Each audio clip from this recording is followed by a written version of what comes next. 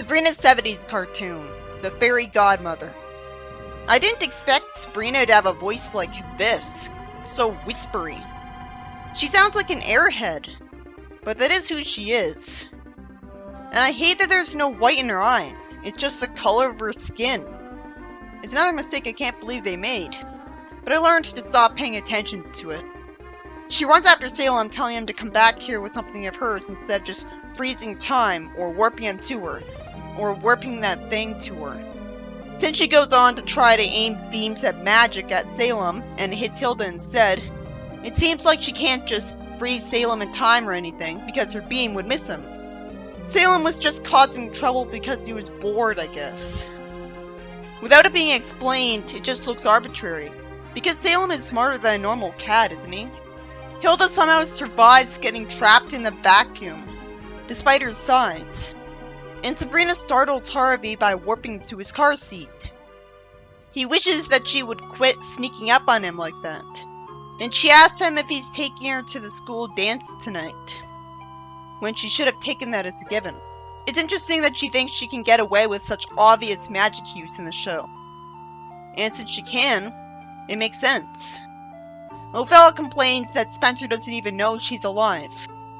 And it's noticeable to me that she's a redhead instead of having black hair like in the comic. Spencer has such a dumb guy voice, which seems unnecessary. I guess they figured it was needed to make him even remotely entertaining. Sabrina feels sorry for Ophelia, so she brainwashes Spencer into calling her a doll. The show is a sitcom laugh track, which is weird to me because it's animated. I haven't watched nearly enough of the Flintstones to get used to it.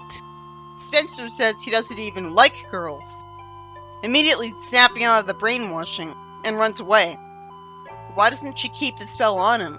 She must be hoping that it'll change his mind about Ophelia after being brainwashed into being lovey-dovey with her, because he'll convince himself he chose to do that because he wanted to.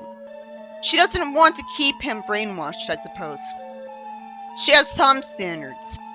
He floats past Weatherby, and then Sabrina makes the mud in front of him disappear. There's a lot of times in the show where a character says he didn't see that twice, and it gets annoying in just a few episodes. Sabrina makes a bunch of teenagers carry away the lockers that Spencer was hiding from Ophelia behind. Then when he says he's late for gym, Sabrina casts a spell to make him happily walk Ophelia to her next class. Spencer then runs away, saying that he held a girl's hand and asked to take a shower. Sabrina doesn't take the hint that she should respect his consent and just complains that men are difficult sometimes.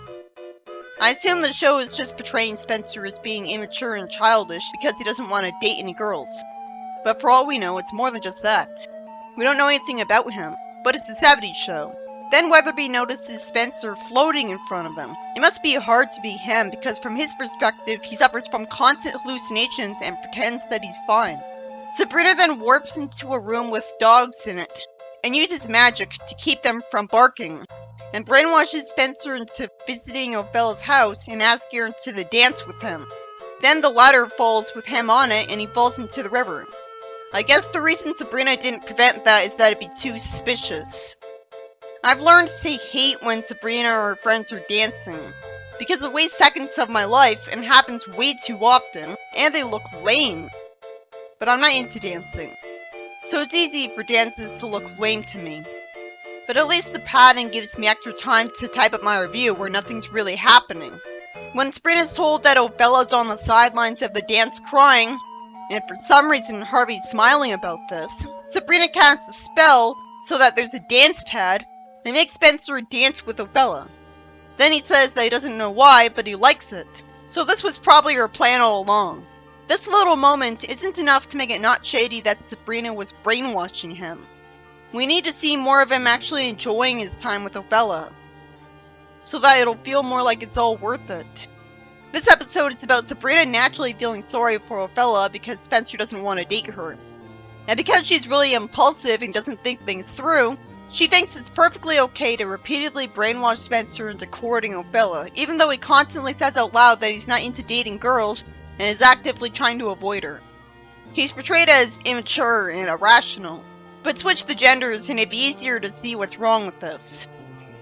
You don't need to have a reason to not want to date somebody. But this was the 70s, and Sabrina's supposed to be naive and not very bright. It's a very common example of comedy based on a double standard, because if Othello was the guy and Spencer was the girl, it would be seen as horrifying. Thank goodness the ending and Spencer actually starts to enjoy himself.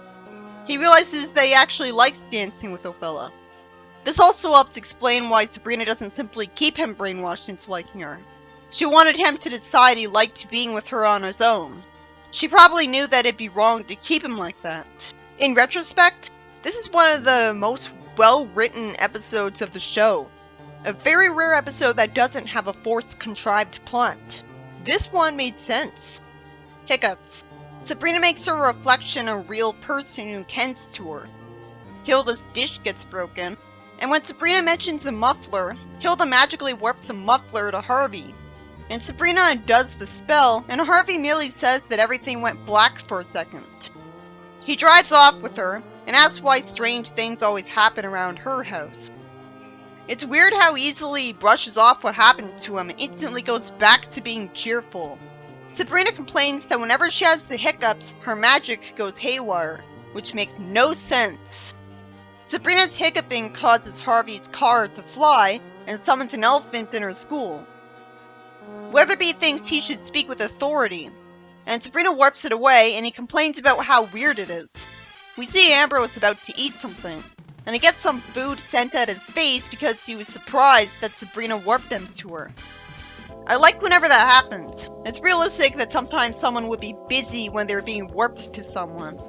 Sabrina goes to Ambrose for help, and he warps a witch doctor to him. The witch doctor walks with Weatherby, who tries to talk to him about his various hallucinations because of Sabrina. The only reason he'd think a witch doctor would be able to help him. I guess he's just that desperate. He freaks out when Ambrose makes him disappear, and Sabrina hiccups Ambrose away. This is an episode that keeps me smiling, but it's still confusing. But I like seeing Weatherby running around freaking out. Ambrose warps in front of Miss Grundy, and she somehow doesn't get scared, and he gives her a cure for hiccups. She drinks it instead, and Ambrose warps away, and that freaks her out.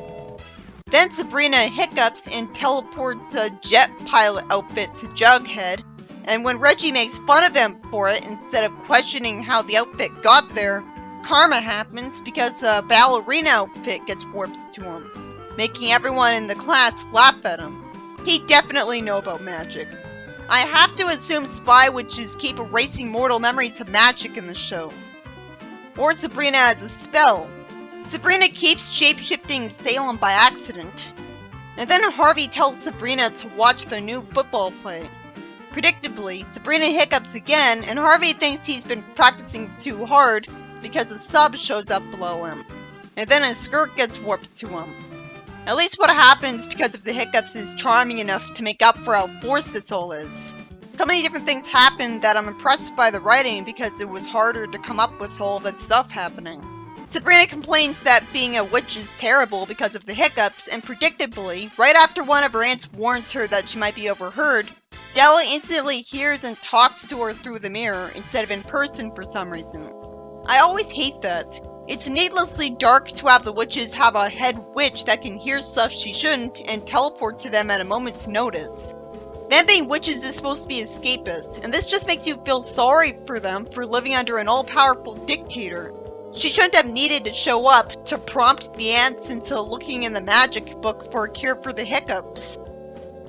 It's forced that when Della says that there can always be some changes made, all three relatives of hers stop what they're doing and say oops. It makes no sense that Della can hear everything. She wants to be able to concentrate on anything. I can't stand Veronica's high-pitched voice. Then when Spencer says to Harvey that they should have a blowout, and Sabrina hiccups, loud noises come from Harvey's car based on what she heard, so the shock causes Sabrina's hiccups to get cured. Hilda entertains me by saying that she could have cured her with a potion given enough time, being confident in herself and not boring. And Sabrina was surprisingly sweet by kissing her face and humoring her.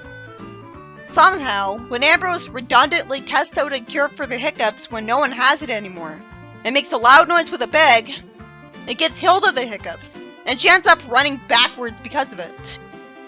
Ironically, considering how forced the concept of the episode is, I noticed that I was enjoying this episode and smiling a lot. While it makes no sense that Sabrina hiccuping would make her cast spells she doesn't want to, since she's still not visualizing that stuff happening, it speaks to how good the writing was that the things that happened and seeing it in motion was still amusing enough for me to enjoy it, even with the premise being forced. It was worth it. This kind of plot was done in a comic too, but different things happened as a result of her hiccups, so it's still a new experience.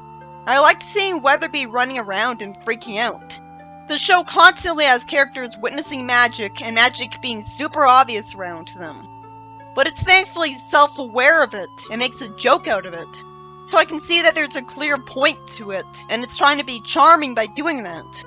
Which is amusing enough to distract me from the fact that I'm wondering why people don't know about witches. It helps that sometimes, from the perspective of the witness, it's not completely obvious that Sabrina is responsible for the weird thing that happened. Or that witches in particular are responsible, and not like some other supernatural being. I was always a bit behind in the episode when typing the review because stuff happened so fast, but it was so fun to review these.